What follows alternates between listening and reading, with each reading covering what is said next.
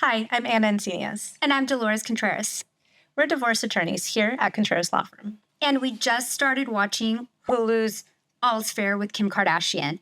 And we've got notes. I couldn't wait to start watching it. And I know we promised each other we'd start watching it at the same time. And you were in trial last week. So we said, okay, I'm not going to watch it because I'm just so excited. It's going to be so good. And it wasn't. I was like, no, please, why? I was so excited, and I kept telling you, I was like, don't read anything, no spoilers. Yep. And it was such a letdown. I was so disappointed. But I know. It's not horrible. It's not. It was so cringy. I was like, please just make it stop. But then at the same time, it was also, I couldn't stop watching it. So I had these conflicting feelings, like, just stop. It's so cringy. Hold on, what's happening? What is she wearing? What's going on? It was just a lot of mixed emotions. I couldn't handle it. I know we were texting each other during the show. We're like, really? And then you went radio silent. I think you were as shocked as I was. Yeah. And then I wake up and I was like, okay, we have to talk about it and we have to put it in a podcast because we have so much to say. There's just so much in there. The bad, the really bad, and the really, really, really bad. Seriously. So the show starts off, obviously, Kim Kardashian's this high-powered attorney. It starts off with her working at a big law firm, which is like, okay, I was wondering, like, where's this going? And immediately she goes to the partner and she says, hey, I'm thinking of starting up my own law firm, like her and, her partner. Like, we're going to start our own law firm. And the partner at this big firm says, that's great. You should open up your own practice. And in fact, you get to take any person you want from here. You choose one person. It's like this, I don't know, this coupon that you get to get a free person. That right there, right off the bat, I was so thrown off. Because I said, this never happens, especially at a big firm. You think a big firm's going to say, oh, yes, go ahead, leave, and take anyone you want. I thought the same thing. Sure, yes, take whoever you want. I'm going to go pick the top billing attorney and completely screw you over. Thank you. No, unrealistic. And immediately it set the tone. I was like, oh, no, this is where this show is going. But it's going to get better, right? It's going to get better. It didn't get better. And then they introduced that Sarah Paulson character right off the bat. And I love that actress. She is an amazing actress. American Horror Story, all the other Ryan Murphy. So I was so excited. And her character is the most ridiculous, over-the-top attorney. And the sad part is we actually know attorneys that way. They're very obsessed and just unhinged. We both said it at the same time. Like, I think we both thought the same thing. But it was really disappointing, especially because, like I said, I like that actress, Glenn Close. They have these all-star actresses in this show, and I think that is why we all were so excited to watch it. And I thought it just was a mess. Yes, I thought, okay, they've got a great cast. They're going to have amazing fashion, amazing outfits. And I thought I was going to get inspiration from it. Like, okay, I'm going to get some inspiration and maybe be able to wear some of the stuff to court. Wrong. Completely wrong. So wrong. I mean, I'm still in shock. I don't even have words sometimes. Like, what is this? And then the law is, there is no law. They just went completely rogue when it comes to the law. I know. I thought, like, did you even consult with an attorney, with anyone who actually practices law? Because a lot of this lawyering is just malpractice all over. Everyone would be disbarred. It is so cringe and so wrong. Right? We would all be in orange jumpsuits by episode 2 if we followed their practice of law. That's how bad it was. First off, the first thing that they have is they get a call from this, I don't know, really rich person out in New York who's getting divorced. And the attorney takes the call on her cell phone, which, I mean, what law firm is just giving their, especially a big law firm like that, you're just giving your cell phone number away? I don't think so. And then, doesn't he just barely gets her name? Who's your husband? What's this information? Immediately jumps on a private jet to go see her. That does not happen. She doesn't even have a full picture. She doesn't have a retainer agreement. We can't even barely even start on a case or do anything until you have a signed contract, conflict check. There's so many steps that have to go into it. And immediately she's within 10 seconds, she's on a plane taking off. It's like, man, this is not a road trip. This is the practice of law, and you totally missed it.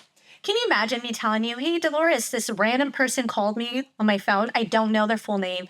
Oh, no retainer, no contract, but I'm going to go hop on her private jet, fly across the country to go see if I can help her because I know nothing about the case. Oh, and I doubt Naomi Watts is even supposed to be an attorney who's licensed in New York, but maybe the case is in California.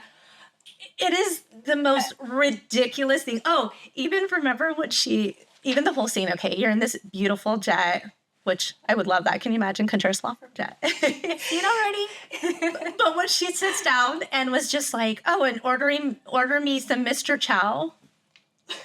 With LA traffic, so like you're going to just get on a plane and be like, oh, I'll have Mr. Chow while we take off. It's like, oh yeah, let me order it. It's going to take you 2 hours to leave the airport to get to Mr. Chow to get takeout. It would be quicker for her to fly over there, then back, and then her food will be ready. Right?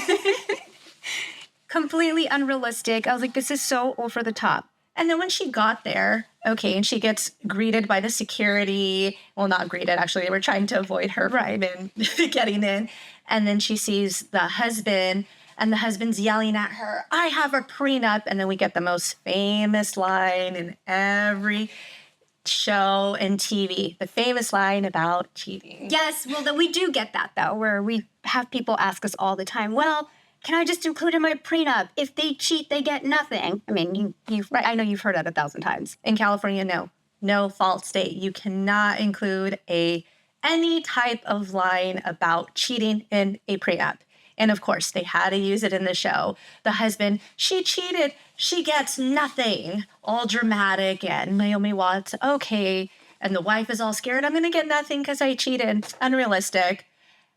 But that wasn't even the horrible part, too. Well, they don't even have jurisdiction. Right? Meaning California wouldn't even be able to take that divorce case. And she's making it seem like we could just fly to New York and fly all around the United States and just have the divorces.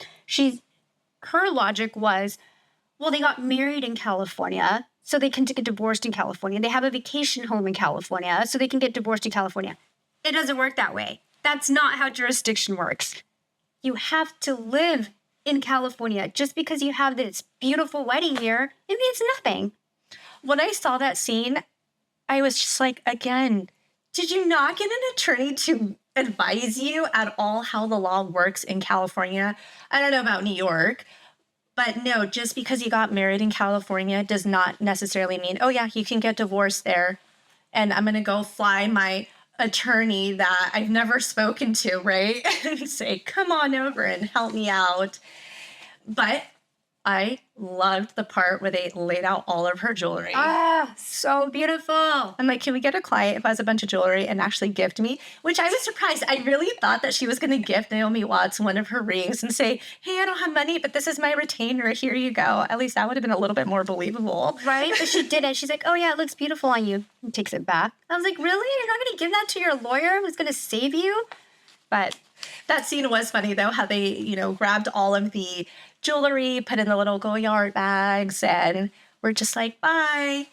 And then they brought up the whole, which this part was a little interesting, the whole, well, it's a gift. It's my separate property. That they got right. So they did talk to an attorney for one hot second. They got some of it right, yeah. About 90% of that whole case was wrong, but that 10% was actually correct. I guess we got something. It's still bad, but maybe it'll get better by the next episodes.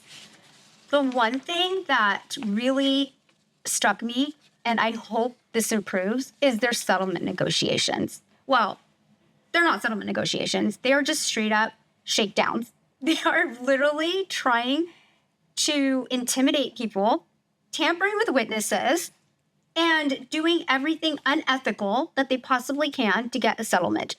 That is absolutely not allowed. Do we use some of this juicy information to maybe settle? I mean, yes, we do. Right? But in a legal way. They were just flat out mobsters. That case, the second case that they were dealing with the younger girl, I believe she's Meryl Streep's daughter. Supposedly she's like the next Meryl Streep, which I don't know how they got her on the show, but either way. So with her character, okay, and she's with this guy, and like you said, how that settlement to get her this amazing result, it was based off blackmail. First of all, when they went to that whole dominatrix and offered her part of the client's settlement, oh my goodness, like, where does that even come from? How can you just offer your clients Money? settlement? Well, not only that, but they offered it to tamper with the witness. I'm like, these people are not only going to be disbarred, they're going to jail. Like, how is this season not going to end up with all of them in jail? Like, prison. Their next outfit's going to be like an orange jumpsuit. For sure. This is where this is going. And again, like I said earlier, bad to really bad to really, really bad. And like you said, with the whole settlement, the mediation scene, oh my gosh, it was so bad with the pictures that they put trying to blackmail this guy to settle with his wife. That's not the way it works. Yes, like you said, we can use certain things for strategy and negotiation, but that's just going to get you to jail. Disbarred into jail. Oh, for sure. And then the one thing that really shocked me was you look at, Kim's, Laura's Kim in the show, and you watch her go to her house, and it's like this mansion, and they've got so much money. I mean, what they're flaunting there is just the amount of money. I mean, the diamonds, this luxurious life. I'm like, okay. I mean, divorce attorneys, make good money. Big law firms make a lot of money. Not that kind of money. But then you realize in the show why they have so much money. Again, completely unethical. They're taking a percentage of their client's estate. Meaning, if you have $100 million, I get 30% of that. Well, yeah. I mean, I would have that much money too. Imagine taking a percentage of all of our clients' assets. I know in the beginning of the episode where she takes one of the partners or one of the attorneys and says, I'm going to make you a multimillionaire within the year. I'll make you partner. I was kind of sad that you didn't tell me that when you asked me to be partner. That's because I don't steal people's money and I want to keep my license. We're ethical attorneys, that is why. Yeah, you can't take a percentage of clients. Like, you cannot do that in California with divorces. When I saw that contingency, are you kidding me? Oh, yes, then we would all be rich. Can you imagine? Yes, I'm only going to take the really, really rich people, their cases, because I'm going to take a percentage. Yeah, that's not the way it works. Sorry. California, nope. Nope. And not only that, we're here billing at like 0.1 increments, which are 6-minute increments. That's how attorneys bill, not on percentages, not when it comes to divorces, at least. So that was it was just so bad. And even with all the bad lawyering, I was distracted with the fashion, and I was so excited about the fashion. Going back to that settlement mediation scene, when I saw Kim Kardashian in that really cute outfit, I believe it was Jean Paul Gaultier suit, after they won, and she turned around. Oh! I was like, no, don't. I thought it was a shadow. I was like, no. Because the front was like this polished shoe. I was like, that is really cute. And then they turned the angle on the camera. You could see her back. I said, no, that's not real. I had to pause it. I had to rewind it. And then I paused it again. And I said, oh yeah, her pants don't have a back. Like, her thong's sticking out. Can you imagine going to court, turning around and having the judge, well-respected attorneys, look with your butt out and your thong out? Are you, who even thought, like, come on, not just Kim Kardashian, the stylist, who thought, like, this is okay?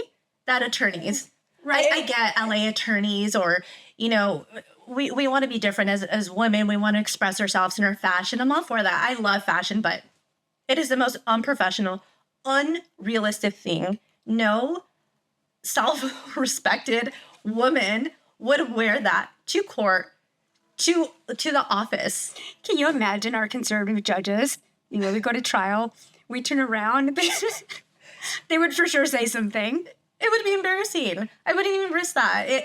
That was probably the most ridiculous part of the show, other than obviously the bad lawyering. But that outfit, a lot of those outfits were just unrealistic. That would not happen. Overall, the show was bad. But I know I'm going to continue watching. It was really bad. It was super cringy. I really, really hope it gets better, but I just have to keep watching it. Even if it's bad, it's so bad that you just have to keep watching it. I think it's going to be better.